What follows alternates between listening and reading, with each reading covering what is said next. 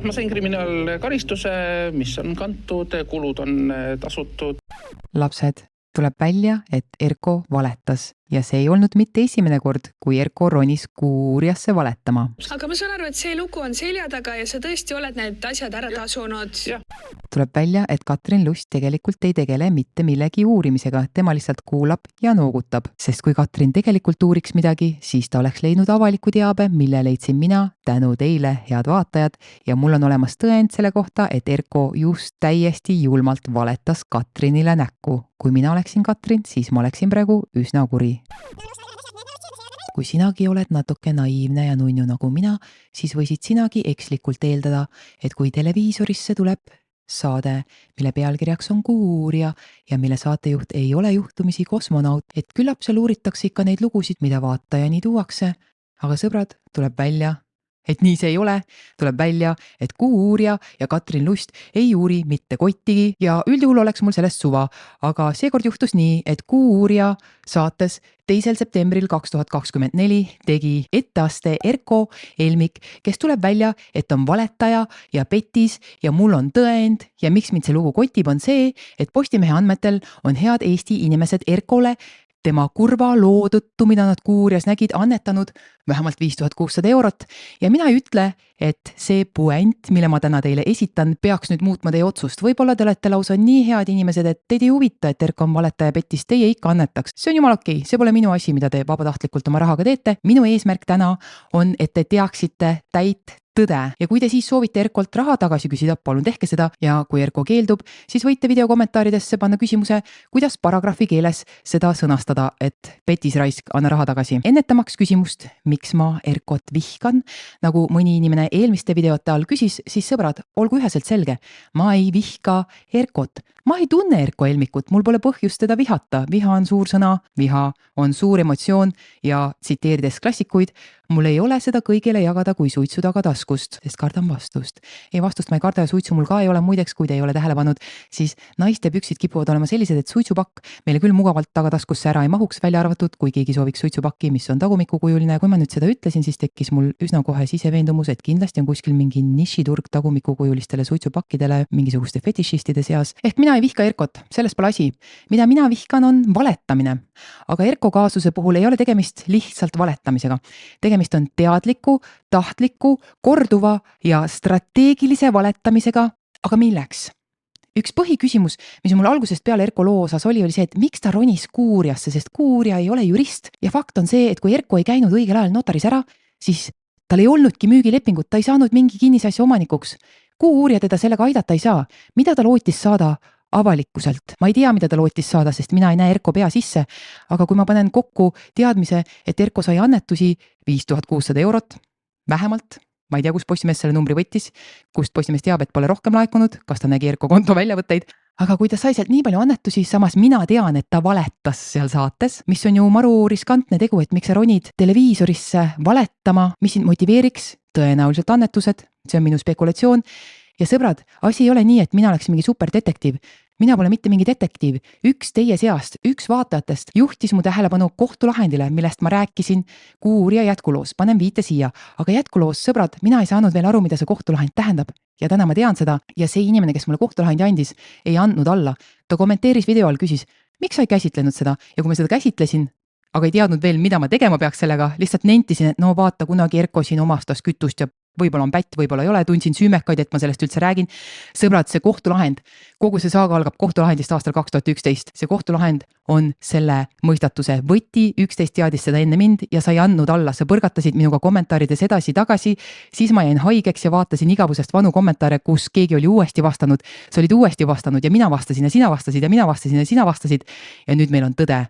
Aitäh sulle, hea kanali sõber ja kes veel ei tea, see kanal tavakodanikust naisterahvas ei ole mina üksi. Mina ei ole üks ainsus nimega tavakodanikust naisterahvas, mul on passinimi ka, see pole üldse saladus, kui sind huvitab. Küsi kommentaarides, ma ei varja seda, ma lihtsalt ei rõhu sellele, sest see kanal olen mina pluss teie ja veel olulisemas osas teie. See on uskumatu, kui palju infot vaatajad mulle annavad ja mina võtan selle kõik vastu. Ma loen kõiki kommentaare, kõiki e-kirju, ainus mida ma vastu ei võta on hülgepask, nii et ärge seda palun minu teele saatke, sellepärast ma ei võta seda nii, kuni vastus läheb kaduma. Ärge raisake enda energiat. Okei, kui sa nüüd seda vaatad ja sind huvitab ainult puent, mitte miski muu kui puänt. Sa tahad teada, milles see petmine ja valetamine seisneb, siis vaata videol on ajatemplid. Need peaks olema selle video mänge peal, see punane jooneke, mis jookseb, kui video käib.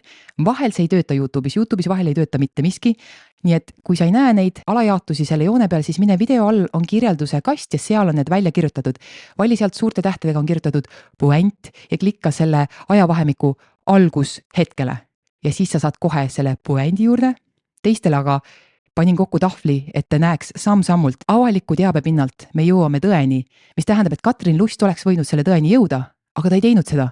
Miks?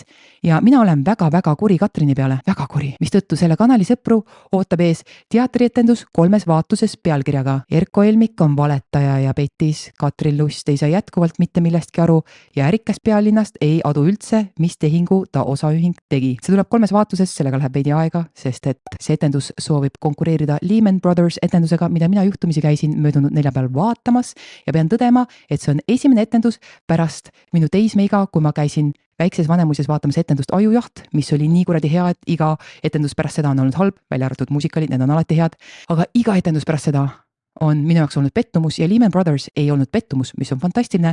Jama on see, et ma istusin rõdul, teine rõdu, teine rida, ülihea vaade, ma olin nii elevil, kui ma nägin, mis vaade see on ja siis hakkas etendus pihta ja kurat, ma ei kuule.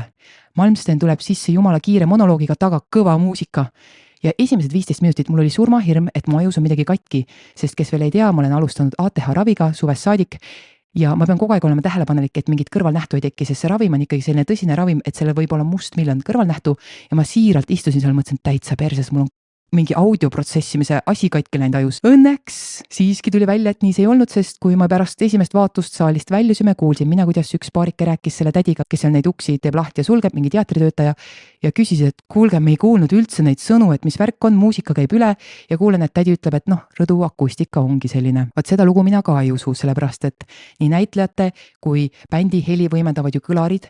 Kõlareid on võimalik keerata üles-alla, suunata ka väljundit, et kuhu see heli peaks minema, ma arvan, et see on lihtsalt kellegi halvasti tehtud töö, et rõdul ei olnud monoloogi kuulda ja sellest on siga kahju, sest seal etenduse käigus oli päris mitu kohta, kus on monoloog mega kiire või dialoog, vist oli mõni dialoog ka, aga eriti just monoloogide puhul oli hästi kiire tekst, mis muidu mulle meeldib, toodan sama asja ju, aga ma ei pane teile taha kõva muusikat, okei, seal ei olnud tehnotümps, seal oli lihtsalt, see oli väga ilus muusika oli mega hea, aga ta oli liiga palju, kui sa rõdult kuulasid. Ma ei tea, kuidas seal parteris istuvatel inimestel oli, ma arvan, et näitlejate heli liigub paremini tõenäoliselt siin otse, ega ma ei tea. Kahju oli igatahes küll, mis teha, aga kõige rohkem meeldis mulle selle etenduse juures, kui võigemast kehastas naist. Ja ma ei tea, kas see ütleb midagi tema kohta või minu kohta või vanade kreeklaste kohta, ma ei tea. Igatahes sõbertahvel tuli appi.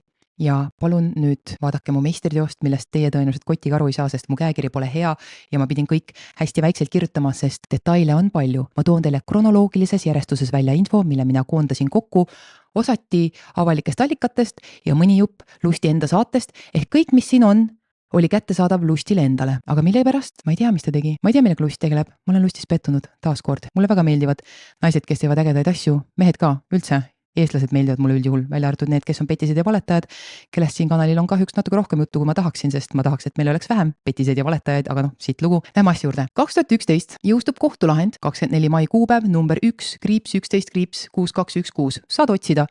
Riigiteataja.ee on kohtulahendite otsing, paned sinna selle numbri sisse, lahendi numbri kasti, saad selle lahendi kätte. Seal mõisteti Erko Elmik süüdi, kõigepealt karistusseadustik paragrahv 201 alusel, mis on omastamine. Muideks, kes veel ei tea, mis on omastamise ja varguse vahe on see, et kas sul on asjavaldus juba käes või mitte. Mida tegi Erko? Ta pani kütust rotti oma tööandjalt, Eesti Kaitsevägi. Ta pani kütust rotti, müüs seda maha, et raha teenida. Miks on omastamine, mitte vargus, on see, et tal oli juba ligipääs sellele kütusele seaduslikult olemas. Näiteks, kui sa istud kohvikus, sul on telefon laua peal ja mina libisen sealt mööda ja sujuvalt võtan selle telefoni kaasa, siis see on vargus, sest selle telefoni valdus oli tegelikult sinu oma. See telefon oli sinu valduses, ma võtsin selle sinu tahtevastaselt ära. Kui sa laenad mulle oma telefoni, annad selle mulle vabatahtlikult, siis sa annad mulle valduse üle. Kui ma nüüd sellega teise maailma otsa jooksen, või noh, ükskõik teise Tallinna otsa, sellest piisab, ja mingile Jorsile maha müün, siis see oli omastamine, mitte vargus, sest valduse sain ma sinu käest vabatahtlikult, ehk valdus oli mul juba olemas, ma hakkasin seda asja, mis ei ole minu oma, enda kasuks pöörama ja see on omastamine, ehk kui sa moraalselt küsid, kas seal on vahet, 0 vahet, omastamine, varastamine, täpselt sama asi. Erisus on juriidilises mõttes ainult selles, et kas sul oli see valdus juba seaduspäraselt olemas ja kuna Erko ise töötas Kaitseväes, siis tal oli ligipääs kütusele olemas, mistõttu me kuuleme omastamisest, nagu see oleks kuidagi vähem halb tegu kui varastamine. Ei ole. Põhimõtteliselt rahvakeeli võime Erkot nimetada vargaks. Juriidiliselt ta pani toime teo, mida nimetatakse omastamiseks, aga rahvakeeli ta on varas. Teine koosseis, mis oli talle etteheidetav, on vale teenistusalase ettekande tegemine. See oli väiksem asi, vahet ei ole. Kokku mõisteti Eesti Kaitseväe kasuks Erko Elmikult välja 4856 eurot ja 77 senti. Ja kuhu see läks? See Kaitseväe nõue Erko vastu, see läks kohtutäiturile, kelle nimi hetkel pole relevantne, sest tema ei ole milleski süüdi. Aga sõbrad, kas te teate, mis asi on kuritegu? Või mis veel on kuritegu? Siin juba on 2 tükki kirjas. Kuritegu on see, kui sa täitemenetluses varjad enda tegelikku sissetulekut, mistõttu mina pärast selle video lindistamist kirjutan kirja sellele täiturile ja informeerin teda, et Erko Elmik väitis Kuuuurijas, et tema pani ajavahemikul 2015 kuni, ma ei tea, kas 19, 21, 22, 23, 24, aga ta ütleb, et ta pani sinna majja 30 000 eurot. Jätkuloos räägitakse 40 000 eurost, võib-olla nad liitsid kokku need summad, et mis Erko nagu maksis maja eest 11 400, pluss mis ta sisse pani ja siis ütlevad jätkuloos 40 000, vahet ei ole. Piisavalt suured summad, tal oli sissetulek, mida ma tean selle pinnalt on see, et Erkol oli nii palju sissetulekut, et ta sai sinna maja alla matta 40 000. Olgu see ostuhind või mis iganes parandustööd vahet oli 40 000. Aga täiturile, kas ta seda raha täiturile andis? Kas täitur teadis, et tal on nii palju raha? Ma kahtlen selles ja hea põhjusega. Sõbrad, mis te arvate? Mis oleks juhtunud? Ma hüppa sündmustest ette. Nii, 2014 ametlikest teadaannetest näeme, et Arnold Pärt esitab kinnistamisavalduse märtsikuus, tekib sinna katastriüksus, millest hiljem tekib 3 korteriomandit, mida siis Erko läheb ostma, sest 2015, 6. märts internetiarhiividest on näha, et on üleval kuulutussoov.ee portaalis, et Arnold müüb seda maja, mis tegelikult on 3 korterit juriidiliselt, aga vahet ei ole, ta müüb neid kõiki korraga, et see on hinnaga 10 200 müügis. Siis me näeme Kuuuurijast, et 16. aprill 2015 teevad siis Erko Elmik ja Arnold kokkuleppe, et Erko ostab Arnoldilt selle kinnisasja. Need on 3 korterit, ma ütlen edaspidi lihtsuse mõttes kinnisasi, eks vahet ei ole. Ütleme lihtsalt kinnisasi. Need olid 3 korteriomandit, aga ma ütlen kinnisasi. See kokkulepe on tühine, sest sellise kokkuleppega tuleb minna notarisse, kui sa ei lähe, see on tühine, seda polegi olemas, tõepoolest nii on, ma tean, et osad inimesed ikka veel ei taha seda uskuda, aga päriselt nii on. Kui sa ei lähe kinnisasja ostu müügi kokkuleppega notarisse, siis seda polegi olemas, sa ei saa arvata, et sul on kokkulepe, seda pole olemas ja Katrin Lust ei saa sellest ikka veel aru, sest jätkulugu ta alustab sõnadega, et Erko ostis maja. Erko kaotas kodu pärandvara oksjoni tõttu. Kuigi ta oli maja ühelt vanahäralt 9 aastat tagasi ostnud. Ei, Katrin, Erko ei ostnud maja, sest sa ei saa maja osta, kui sa ei lähe notarisse. Palun, Katrin Lust, palun, ma anun sind. Püüa millestki aru saada. Nii, igastahes see ostu-müügi kokkulepe, seal lepitakse kokku summas 7500 ja mina ei tea, kas nüüd Erko kauples siin alla või see Arnold ise langetas hinda, sellepärast et head inimesed kommentaarides juhtisid mu tähelepanu sellele, et interneti arhiivis on ka 21. aprill seisuga müügikuulutus, kus juba on nähtav summa 7500. Ehk mina ei tea, kas Erko kauples hinna alla või müüja ise lasi, aga see polegi relevantne. Relevantne on see, et Erko ja müüja lepivad kokku, et Erko maksab kohe ära 3 tonni ja siis 9 kuu jooksul 3 tonni pluss 9 korda 500, 3 tonni pluss 4500, 7500. Selle lepingu järgi, mida Kuuuurija meile näitab, pidi viimane makse olema makstud jaanuaris 2016, aga seda makset ei toimunud. Erko räägib mingit huina-muina juttu, et kuidagi, ma ei tea, elu või mida iganes, et ei saanud makstud. Pole hetkel tähtis, selleni me jõuame seal pikemas etenduses. Aga me teame, et 2019 juunikuus toimub tegelik viimane makse ja kokku on selleks hetkeks Erko nii-öelda ostuhinnana enda arvates, kuigi ostu ei olnud juriidilises mõttes, aga enda arvates ostuhinnana tasunud 11 400. Ja siis ta lisab esimeses Kuuuurijas vaates, et aastate jooksul on ta sinna kinnisasja matnud 30 000 remonttöödeks, sest ta väidab, et see oli põhimõtteliselt 4 seina ja katus, mille kohta ka teravamad kommenteerijad ütlesid, oot, sa ostad mingi asja, mis on sinu sõnul nii pildik, et see on 4 seina ja 1 katus, aga sul ei ole piisavat rahalist tagalat, et siis ära maksta see 4500, mida sa pidid järelmaksetena maksma. Mega kahtlane, aga see selleks. Oluline on see, et Erko ütleb meile, et ta pani nii palju raha siia, 30-40 000. Tuletan meelde, ta jäi Kaitseväele võlgu 4856 eurot ja 77 senti ja seda 2011 aastal. Me teame, et järgneva 13 aasta jooksul mingil hetkel paneb ta 40 000 või isegi natuke rohkem, kui me liidame 30 000 pluss 11 400 niinimetatud ostuhinnana sinna kinnisasja sisse ehk päris vaene Erko olla ei saa. Mis edasi juhtub on see, et Arnold Pärt sureb ära 15. august 2021.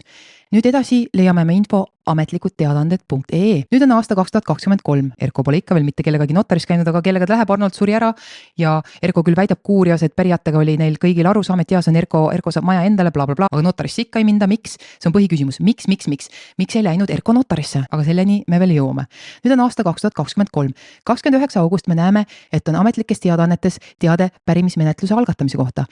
2. august on teade pärijate väljaselgitamise üleskutse. Otsitakse Janekut, Arnoldi poega, kus on Janek kuuria sõnul vanglas. See teade ütleb meile, et Janekut ei õnnestunud kätte saada, mis tekitab minus küsimuse, et kuidas see kuradi süsteem Eestis toimib.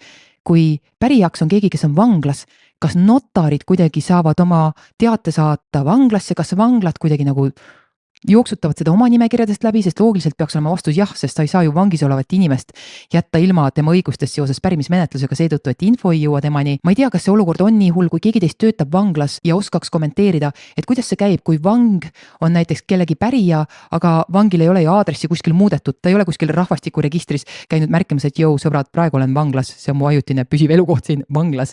Ma eeldan, et ta ei ole seda teinud, aga kust teab notar ja kas notari info läheb vanglatesse? Kui keegi töötab vanglas, siin võib olla omaette huvitav teema sees. Võta minuga ühendust, kui sul on mingit siseinfi selle kohta. Mis edasi saab, on see, et 2. oktoobri teade ütleb ka, et kui keegi ennast nüüd siin üles ei anna, siis 3. november tehakse see pärimistunnistus valmis. Pärimistunnistus on see paber, mis ütlebki, et kes on pärijad, kellel on siis pärandiga seoses õigused. Aga me teame seda, et lõpuks on 2 pärijat, naine ja poeg. Poeg on vangis. 19. detsember me leiame esimese enampakkumise kohtutäituri poolt hinnaga 5000 eurot, kus täitur müüb mitte mingit kindlat vara, ta müüb Arnoldi poja osalust pärandvara ühisuses. Ehk kes selle ostab 5 tonni eest, astub Arnoldi poja asemel pärijaks kõigi õiguste ja kõigi kohustustega. See on mega oluline ja sellega pani kuurijad täiega pange esimeses osas ja mina panin pange sellepärast, et mina uskusin, et Lust tegeleb millegi uurimisega, arvasin, et ta uuris, mina läksin sinna sisse rääkima teile, et minge ikka notarisse, sõbrad, väga lihtne jutt pidi olema. Ja siis tuli välja, et Lust pandi täiega pange, õnneks seda viga ta parandas jätkuloos ta juba saab aru, mida täitur müüs, kusjuures tema ei vabandanud täituri ees, sest Katrin Lust esimeses osas tekitas täiega mulje, et see kohtutäitur, kes siin pärandvara osalust või mida iganes müüs, et tema oli kahtlane ja mina, vana idioot, läksin sellega kaasa, nii et mina ütlen otse, hea kohtutäitur Kaire Põlts, palun vabandust, et ma esimeses videos kohe läbi ei närinud, et ma üldse Lusti vandenõu teoreetilise maiguga, retoorikaga üldse isegi hetkekski kaasa läksin. Palun vabandust kohtutäituri ees. Siin ei ole mitte mingit põhjust teha etteheiteid kohtutäiturile, kes müüs seda pärandvara osalust. Ja siin on südameke sellepärast, et esiteks palun vabandust kohtutäitur Kaire Põlts. Tõsiselt, ma teen selle kohta veel eraldi video, mis puudutab siis seda pealinna ärikat, kes lõbusal kombel ikka veel ei saa kotiga aru, millega ta ettevõtte hakkama sai. Aga teine põhjus südame jaoks on see, et mina ei märganud, et siin oli mitu enampakkumist, seda märkas 11. Jälle taaskord näide sellest, et see kanal ei ole mina, see kanal oleme meie. Üks kommenteerijatest juhtis minu tähelepanu sellele, et kuule, kui sa otsid selle Arnoldi nime Pärt ametlikest teadaannetest, sa leiad, et enampakkumisi oli rohkem. Esimene oli 2023 detsembris hinnaga 5000. Keegi ei osta. On uus aasta 2024, teine enampakkumine 19. jaanuar hinnaga 3750. Keegi ei osta. 3. enampakkumine märtsis 2024 hinnaga 2813 ja tuleb ärikas pealinnast ja ostab selle ära. Ja nüüd on Erko sitas seisus. Miks? Sest Erko kokkulepe on tühine. See ei seo mitte kedagi, mitte keegi ei ole kohustatud Erkole seda maja andma. Nagu päriselt ka mitte, isegi mitte moraalselt, rääkimata sellest, et juriidiliselt. Küsimus on kogu aeg üks. Miks ei läinud Erko notarisse? Kas ta tõesti ei teadnud? Ja mina alguses arvasin, no inimesed ongi oitud ja teate miks?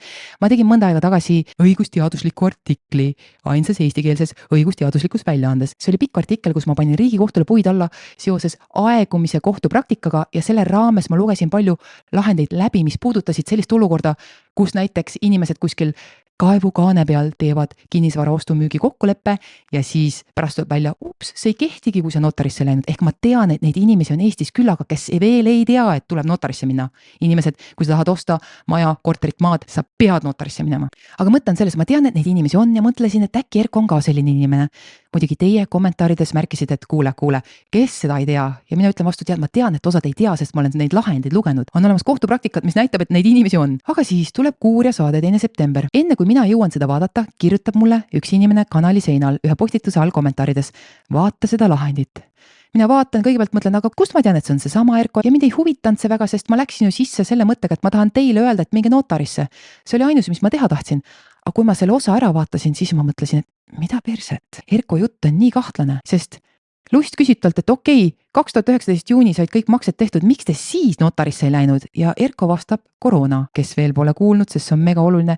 Mina sünnitasin lapse juunis 2019 ja tean fakti pähe, et mitte mingit kuradi koroonat ei olnud Eestis juunis 2019. Aga mis veel imelikum, Lust läheb selle valega kaasa ja ütleb, et ja 2019 aastal hakkas maailmas pead tõstma koroona. Aasta oli siis 2019, mil Eestis ja kogu maailmas oli pead tõstmas koroona. Mida perset, Katrin? Mida perset? Kuhu nad notarisse kavatsesid minna? Hiinasse või? Eestis ei olnud 2019 mitte mingit koroonat. 2020 alguses läks meil siin koroonapeoks. Mitte varem. Ehk miks nad juunis ei läinud notarisse? Erko vassib, ütleb koroona. See on vale, ma tean. Siis ütleb Erko, et no ja pärast seda ei olnud ju seda interneti notari teemat, et saaks videosilladel. Erko valetab, oli küll. Oli, kuigi iga notar veel kohe 2020 alguses seda ei võimaldanud, siis osad võimaldasid seda juba 2020 alguses ja kui sa leiad selle notari, kes on nõus videosilla teel tegema, siis ta võib olla ükskõik kus Eestis või olgu kas või Hiinas, ma tegelikult ei tea, kas nii saab, kas ta tohib Hiinas olla. Sul ei ole vaja rohkem kui ühte notarit, kes oli valmis seda tegema ja avalik info ütleb meile, et neid notareid oli juba 2020 alguses. Erko valetab. Miks? Ma ei saa aru. Ma teen jätku video Kuu-uurijast ja mainin seda kohtulahendit ja ütlen, näe, Erko kunagi siin omastas kütust, pani rotti asju, et päris nõme tegu, eks ole. Mina olen see vana maksumaksja, kes nagu ei seedi absoluutselt sellist asja, kuigi kommentaaridesse ujus ka inimesi kohal, et no tegelikult on see suur asi ja ma ei tea, kõik panevad rotti Eesti Kaitseväelt. Mis kuradi mõttes, mis suhtumine see on, kõik panevad rotti Eesti Kaitseväelt, nagu Eesti Kaitsevägi? Juhin tähelepanu, teil on mingi süsteemne probleem seal, sest on mingi käputäis kodanikke, kes arvab, et see on jumala normaalne. Mind häiris juba see, et nagu, kes on see inimene, kes paneb avalikult asutuselt rotti, sest kui sa oled vähemalt ühe korra Eestis poes käinud, siis sa oled vähemalt ühe korra käibemaksu maksnud ja see on maksu maksmine, see läks kuskile riigieelarvesse, mis iganes eesmärgil. Aga fakt on see, et kui keegi samal ajal Eesti Kaitseväelt kütust rotib, siis ta varastab sinu raha, ta varastab maksumaksja raha kaudselt, aga siiski. Nii et mind ajab see närvi ja veel rohkem ajab mind närvi see nihilistlik suhtumine, et ja veel rohkem ajab mind närvi, et kui 4. november tuleb jätkulugu Kuu-uurijas ja Lust ütleb, et tead Erko, mulle inimesed kirjutasid, et sa oled valetaja petis. Mida see tähendab? Ja selle asemel, et Katrin võtaks kätte ja uuriks avalikest allikatest, mis toimub, selle asemel Katrin otsustab, et parim metoodika selle küsimusele vastuse leidmiseks, et miks osad inimesed arvavad, et Erko on valetaja petis, parim metoodika on küsida Erkolt endalt, sest kui sa kahtlustad inimest selles, et ta võib-olla on valetaja või petis või mõlemat mida iganes, siis ju parim viis oleks küsida talt endalt, sest valetaja ju ei valetaks sulle, mitte Katrinile. Katrin on eriline, temal ei valeta keegi. Ja nüüd see Kuu-uurija jätkuloos. Katrin küsib talt, mis värk on, Erko? Miks sind nimetatakse valetajaks ja petiseks? Erko ütleb, no ja nad vist mõtlevad seda asja siin, see kohtulahend, tead, juhtus jah nii, aga no vaata, kõik varastasid sealt või okei, omastasid. Kõik omastasid kütust, ainult mind tõmmati liistule. Kui ma Kaitseväes töötasin, siis ma tulin sealt ära pahandustega ja sain omastamise süüdistuse. Mis sul juhtus seal paari sõnaga? Ütleme niimoodi, et kütuse omastamine oli... Mis see tähendab maakeeli? Panid kütust ja sõitsid mingid, tegid sõite, mida poleks tohtinud või? Sõitsin või tähendab, võtsin kütust siis nii-öelda oma tarbeks. Aastate peale kokku äkki tuli seal mõni tonn kokku, et... Mis tegid sellega siis?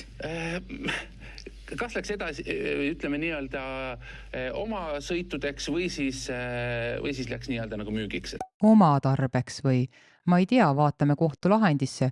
Kohtulahend ütleb meile, et Erko omastas 2009 juulis 100 liitrit vähemalt, augustis vähemalt 200 liitrit, septembris vähemalt 200 liitrit, oktoobris vähemalt 200 liitrit, novembris vähemalt 200 liitrit ja sellega asi ei piirdunud. 2009 aasta detsembris vähemalt 200 liitrit, 2010 jaanuaris vähemalt 200 liitrit, veebruaris vähemalt 200 liitrit, märtsis vähemalt 400 liitrit, aprillis vähemalt 400 liitrit, mais vähemalt 1300 liitrit, augustis vähemalt 1000 liitrit, septembris vähemalt 350 liitrit, 2011 veebruaris vähemalt 240 liitrit, kokku vähemalt 4290 liitrit diiselkütust.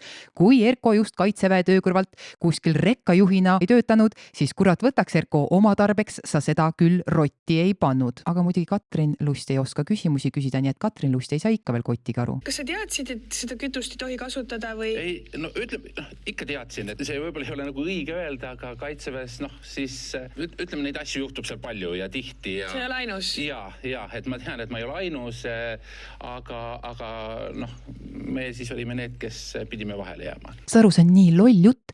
ja mida teeb Katrin? Mitte kuradi midagi. No ja on küll ja no ja kui kõik teevad, siis muidugi miks sulle seda ette heita? Mida kuradit, Katrin Lust? Ja sa tõesti oled need asjad ära tasunud ja oma veast aru saanud. Loomulikult.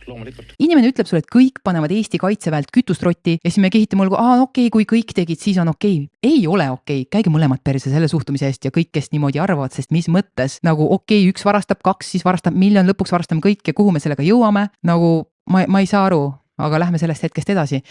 Sellepärast, et Erko vastab Katrini küsimusele siis selle lahendi kohta ja ütleb, et nojah, kõik tegid, mina sain karistada, aga sellega on kõik korras. Ma tasusin ära, sellega on kõik korras. Erko kinnitab, et ta tegelikult väga kahetseb kõike seda juhtunud. Ma sain kriminaalkaristuse, mis on kantud, kulud on tasutud. See tuli koos kohtukuludega äkki 5000 või? Keegi veel kirjutas, et näed paras ja ongi talle...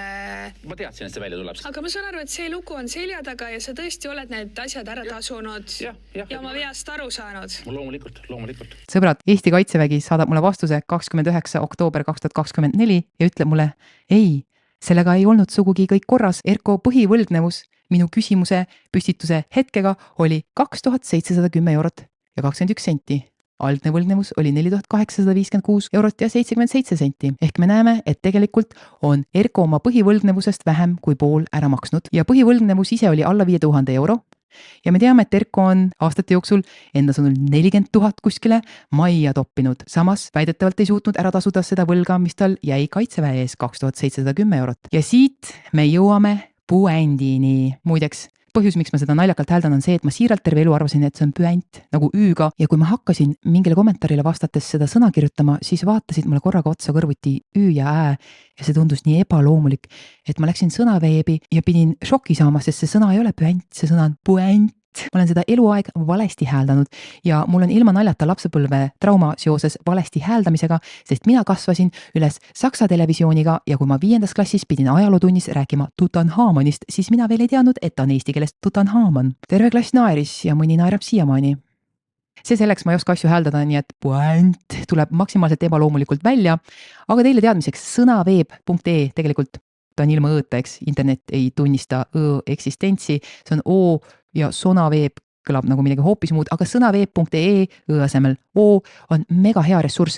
Ma kunagi tööalaselt jäin hätta sõna embrüo, ma hääldasin seda ka valesti, aga suva embrüo, ma jäin hätta sõna embrüo käänamisega. Ma parima tahtmise juures ei suutnud välja mõelda, kas embrüo omastava mitmuses või mitmuse omastav, ma ei tea, kumba pidi õige on. Igastahes ma ei teadnud, kas on embrüo D või embrüo T ja siis ma küsisin ämmalt, kes on juhtumisi eesti keele õpetaja, tema suunas mind sõnaveebi ja sõbrad, sinna ma jäingi sellest ajast. See on fantastiline ressurss, veel fantastilisem. Üks hea kodanik, ma ei tea, kas ta on Eesti kodanik, sest nimi mulle seda ei reeda, sorry, Ilja, ma ei tea, mis su kodakondsus on, aga üks päev ma tegin siin selle aurumasinaga auru, sest 3 nädalat köha, sõbrad, ma sain allergiatableti muideks, mul on allergiline astma, aga inhalaatoriga tekkisid kõrvalnähud ja nüüd taipasime siin pereõega kahasse, prooviks allergiatableti teise toimeainega ja mul on juba parem olla. Aga ma tegin auru ja otsisin mingit infot ja mul ei tulnud pähe mingi sõna või selle tähendus ja ma mõtlesin, et kas huvitaks telefoni äpp on olemas sõnaveebile ja läksin äpipoodi telefonis ja ongi olemas tasuta äpp, mille on mingi entusiast teinud, kelle nimi, või kui ma vaatan, mis OÜ on äpi taga, siis äpi taga on selline OÜ nagu avatud kaart OÜ ja selle taga on inimene nimega Ilja Sverev. Ma ei tea, kas on see sama Ilja, kui ma teda guugeldan, viskab mulle mingi väga sümpaatse näoga nooremapoolse mehe pildi ette LinkedInist, aga mina tahan siinkohal öelda suur aitäh sulle Ilja, et sa tegid sellise äpi. Seal on ka kirjas hoiatus, et see on mitteametlik äpp, see ei ole otseselt seotud riigiga, kes ma eeldan, et on sõnaveebi taga, ma täpselt ei tea. Aga see äpp on jumala kasulik, sellepärast et telefonis brauserisse minna nüüd sõnaveebi midagi otsima, siis kui sul on selline pöial ja selline näpp nagu minul ja mingi telefon, mis on suurusjärgus iPhone 12 mini, siis on päris kuradi tüütu brauseri kaudu telefonis otsida, ehk seal on tasuta äpp, teadke seda, aitäh Hiljale. Lähme puändi juurde. Siit tuleb puänt. 2011 mõisteti Eesti Kaitseväele Erko Helmikult välja 4856,77 eurot sellest, et Erko pani sealt kütustrotti ja mitte vähe. See nõue läks täiturile. Mida teeb täitur? Alustab täitemenetluse. Mida see tähendab? See tähendab, et täitur üritab sinu vara arvelt seda nõuet rahuldada, et võlausalda saaks oma raha kätte. Mis tähendab seda, et kui Erko oleks läinud notarisse Arnoldiga ja kui Erko nimele oleks tulnud maja, siis kohtutäitur oleks võib-olla soovinud seda maja müüa selle võlakatteks. Ja kui me vaatame summasid, siis ega siis suurem osa sellest 7500, mida see maja siis sel hetkel umbes oli väärt, kuna Erko oli nõus seda maksma selle eest, kuigi müüja alguses küsis 10 200, tegelikult oleks olnud päris kehv olukord Erkol, kui ta oleks selle maja enda nimele saanud. Ja miks mina ei taibanud seda seost kohe, on see, et täna aeguvad sellised nõuded 20 aastat, aga vanasti aegusid need 10 aastat. See nõue pärines aastast 2011.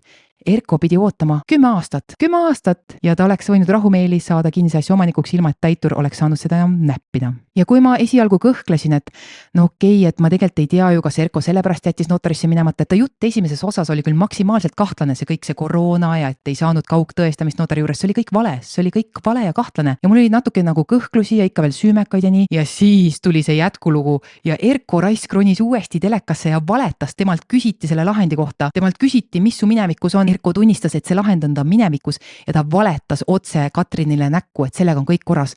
Sellega ei ole kõik korras, sest Kaitsevägi kinnitas mulle 29. oktoobril, et Erko ei tasunud oma võlgnevust ära. Teate, mis juhtus? Nõue aegus ja lõpuks 2024 aastal Erko paluski täituril menetlus lõpetada, see täitemenetlus tema vastu, mis käis selle nõudega seoses, sest nõue oli vahepeal aegunud. Ja mis siis juhtus, sõbrad? Mina ütleks, et see on jumala ehedal kujul karma. Karma, see on puhas karma. Erko ootab, et see asi aeguks, aga siis tuleb hoopis mingi pealinna ärikas, kes ostab ära Arnoldi poja osa pärandvara ühisusest, tema OÜ astub seeläbi pärija positsiooni, kuigi see pealinna ärikas ei saa sellest jätkuvalt aru, nagu see Kuurja jätkulugu meile näitas ja see on mega naljakas. Ehk kui Erko ootas, et see asi ära aeguks, siis selle ajaga hoopis jõudis mingi ärikas plats ja võttis asja tal nina eest ära. Ja kui mul alguses oli kõhklusi ja mul oli Erkost kahju, siis kui ta 4. november otse valetas Katrinile selle lahendi kohta, siis see tõmbas kriipsu peale igasugusele kõhklusele ja süümepiinale. Tal ei olnud põhjust selle kohta valetada, kui see ei olnud tema ajend notarisse minemata jätmiseks. Kuna ta valetas 4. novembril ilmunud Kuurja jätkuloos, selle lahendi kohta selgelt valetas ja tõend on mul olemas. Eesti Kaitseväe vastus minu teabenõudele, ta valetas selle kohta. Ainus põhjus selle kohta valetada oli see, et see sama kohtulahend selgitab, miks ta ei läinud notarisse. See ei olnud koroona. See ei saanud olla koroona, sest ajastus ei klapi. See ei olnud see, et notari juures ei saanud kaugtõestamise kaudu seda tehingut teha, sai küll, see on vale. See oli kõik võimalik, aga Erko ei teinud seda, sest siis ta oleks pidanud ära maksma 2700 eurot. Saate aru, 2700 euro pärast Erko jäi oma kodust ilma ja see on karma, sest ta on valetaja ja ta on petis. Ja teie inimesed andsite talle 5600 eurot ja kui te olete selle otsusega rahul, see on teie otsus, mina seda hukka ei mõista. Andke kellele tahate, nii kaua kui annate vabatahtlikult ja teades täit tõde. Ja see siin on täistõde. Täistõde on see, et Erko pani Eesti Kaitseväelt kütust rotti, 13 aastat hiljem õigustab seda sellega, et kõik teised tegid ka, ainult mind tõmmati liistule. Käi pers, Erko, mis kuradi suhtumine see on. Ta jäi võlgu, ta ei suutnud ära maksta 4856 eurot, aga ta suutis kuskile majja toppida sisse üle 40 000 euro. Vaadake neid proportsioone. Tal jäi maksmata põhinõudest 2710 eurot Eesti Kaitseväele ja nüüd on oma kodust ilma. Ma ütlen teile, sõbrad, Erko Helmikust mul pole absoluutselt kahju. Mul pole ka Katrin Lustist kahju ega pealinna ärikast. Nad kõik on 3 pahalast selles etenduses, mida ma teile produtseerima hakkan. Ainsad, kellest mul on kahju, on Erko pere, sest Erko keeras neile täieliku sita kokku ja ma ei saanud sellest teisest osast aru, kas see pere ka veel elab seal majas, sest Erko rääkis meile, et teda käivad mingid kohalikud tondid kummitamas seal, mis on kõik, see on rets. No see, et seal mingid kohalikud tondid käivad, see on vastuvõetamatus, see on täielikult haige. Selles loos on erinevaid nüansse, mis kõik on eraldiseisvalt haiged. Ja ma loodan, et Erko pere seal ei ela. Kui mina oleks Erko, siis ma oleks selle rahast 5600, ma oleks perele kuskil mingi lihtsa üürika hankinud, et pere saaks rahus elada. Ma väga loodan, et see pere ei ela seal enam. Et kui Erko tahab seal mingi, ma ei tea, mis mängu mängida, siis mängigu seda üksi, sest teate, kes Erko täna on ja jumal uhkelt, nii et nägu peas peeretab Kuurjas. Kolimisteenust ma ei vaja, oma kodust ma ei lähe kuhugile. Ja juba seaduslikult ei saa mind ju välja visata ilma kohtuotsuseta ja kohtutäiturite. Ta on puuküürnik. Nüüd ta on puuküürnik ja ta on ise uhke selle üle. Ehk kokkuvõtteks, mina sooviksin selle videoga öelda, et Erko Helmik ja Katrin Lust, ei oota, ma ei pane neid ühte paati. Erko Helmik on valetaja ja petis. Katrin Lust paraku kasutas enda saadet selleks, et võimaldada valetajale ja petisele platvormi, mille abil see sai inimeselt annetusi pea 6000 eurot. Inimesed tohutult tahtsid hakata tegema ka sulle annetusi. Ma tegin siis eraldi postituse ja panin oma kontonumbri, et inimesi, kes tahavad aidata. Kokku tuligi 5600 mõni euro peale, sinna tuli nagu kogu summa siis kokku. Katrin, ma loodan, et sa näed seda videot, sest see, mida sa Erko looga tegid, on täielik saast ja sa tekitasid sellega osadele inimestele isegi majandusliku kahju, sest mõni inimene, kes nüüd seda teab, ei oleks annetanud, sest miks sa peaks annetama inimesele, kes kaevas endale augu algusest peale ise ja järjest sügavamaks ja sügavamaks ja sügavamaks. Ta pani kütustrotti Eesti Kaitseväelt, mitte lihtsalt mingit ahnelt sitapea ülemuselt kuskil, ma ei tea, ehitusettevõttes, mul ei tulnud paremat näidet pähe, kus iganes on mingid nõmedad ülemused, kellelt rotti panna ja siis kuidagi moraalselt seda õigustada, ma ei tea. Aga kuskil kindlasti on, Eesti Kaitsevägi see ei ole. Ta pani kütust rotti, ta ei maksnud võlga ära, ta ootas selle aegumist ja siis tuli karma ja võttis talt selle maja tagumiku alt ära. Ja sõbrad, ma ütlen teile, kui see müügikokkulepe oli tühine, siis mitte kellelgi ei olnud mitte mingit kohustust talle üldse seda maja anda, sest ta ei läinud notarisse. Ehk isegi kui ei oleks tulnud ärikat, ega see naine ja poeg, neil ei olnud mitte mingit kohustust Erkole seda maja anda, sest siduvat kohustust kinnisasja äraandmiseks saab võtta ainult notari juures, mitte miski muu ei aita. Aga kui Erko ja pealinna ärikas omavahel hakkavad nüüd kemplema, siis mina ainult naeran, sest tõepoolest tore, et Erko on vahepeal aru saanud ja Katrin Lust on ka aru saanud, et pealinna, kus on pealinna ärikas, pealinna ärika OÜ ostis osa pärandvara ühisusest, mis tähendab, et see OÜ ongi pärija. Ja kui esimeses saates Kuurja küsib sellelt ärikalt, et no aga mis siis Erko tegema peab, kas peab nõuded pärijate vastu suunama, ärikas ütleb, no jah, sina oledki pärija, sinu OÜ on pärija, oitu, teises osas Kuurja näitab meile siis selle ärika vastuseid Kuurjale ja ühes vastuses ütleb ärikas, et sinu äriteenused OÜ-l ega juhatuse liikmel Martin Jakimainenil ei ole ülevaadet Arnold Päärti pärandvarast ega sellega seotud vaidlusest. Sinu äriteenused OÜ ega juhatuse liikmel Martin Jakimainen ei ole mitte kuidagi seotud Arnold Päärti pärimismenetlusega ja seda puudutava vaidlusega ning palume neid sellega mitte seostada ega neid vaidlusesse kaasata, sealhulgas meedia vahendusel. Nagu eelpool sai viidatud, siis sinu äriteenused OÜ omandas mõttelise osa pärandvara ühisuses, mille hulka kuulus kinnistu seaduslikult kohtutäitur Kaire Põlts poolt korraldatud enampakkumise kaudu. Head vaatajad, kui keegi teist tunneb Martin Jakimaineni, siis olge sõbrad, kui tahate olla tema sõbrad, koputage talle õlale ja öelge, kallis Martin, kui sinu osaühing omandab mõttelise osa pärandvara ühisusest, siis muutub sinu osaühing sellega pärijaks ja just nimelt võtab üle kõik õigused ja kohustused, sealhulgas vaidlused ning tõepoolest Erkol on õigus, et tema saab oma nõuded, mis tal olid Arnoldi vastu, pöörata Martin Jakimaineni OÜ vastu, kes on Arnoldi seaduslik pärija, kuna ta ostis selle pärandvara ühisuse osa. Aga sellest, nagu ma ütlesin, ma teen eraldi video, sest see on nii tore teema ja mul just alles hakkas lõbus. Ehk meil on siin 3, kes natuke rohkem, kes natuke vähem pahalast. Erko on valetaja ja petis, Katrin lubab inimestele, et ta uurib asja, tegelikult ta ei uuri kottigi ja ärikas pealinnast ei saa aru, et tema ettevõte ongi pärija. Sellega ma tõmban sellele videole joone alla, ütlen teile aitäh kuulamast ja eks ma annan teile teada, kui see teatrietendus lõpuks valmis on. Olge mõnusad, olge tublid ja ärge usaldage Kuurjat ega ühtegi tonti, kes seal teile kurba juttu räägib. Uurige ise ja kui te midagi leiate, saatke mulle, kui tahate, hea meelega uurime veel selliseid asju. Koristame selle pasa avalikust pildist koos ära. Aitäh, püsige terved!